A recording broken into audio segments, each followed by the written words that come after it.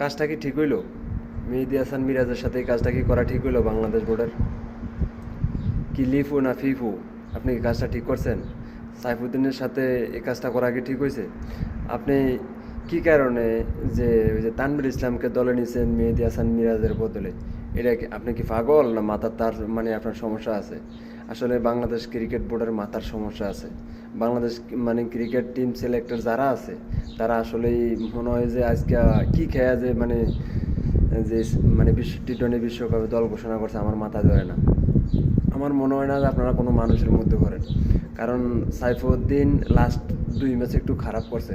তো এই আপনি মানে সাইফুদ্দিন খেলে খারাপ করছে, আর একটা লোকের আপনি না খেলে কীভাবে সে ভালো করে, আপনি আমার এটার উত্তর দেন। তানজিদ হাসান সাকিব, ওনার বল কীভাবে ভালো হয়? আর মেহেদী হাসান মিরাজের মতো কোনো খেলোয়াড় হয়? তার রিপ্লেসমেন্ট ওই যে তানভীর ইসলাম না। আসলে আপনারা মনে হয় কি জানেন, মানে যা করে সিলেক্ট করেন তাও কাছে ঘুষ খান, ঠিক আছে? যে তাদেরকে খেলার উপরে রাখার জন্য তাদের মানে বেতন থেকে টাকা নেন, যে তোমাদেরকে দলে নিমু বা দলে রাখবো, স্কোয়াডে রাখবো, তোমরা ওখান থেকে মানে মানে টাকাগুলা মানে বেতন তোমাদের দেওয়ার জন্য না। ওই যে চুক্তি স্বাক্ষর করেন না, চুক্তি স্বাক্ষরের হিসেবে মাসিক বেতনের ওখান থেকে অবমনে টাকা কিছুটা কাটে নেন আপনারা। যে না কাটে নেন তাহলে আপনারা এরকম দল দিতে পারেন না।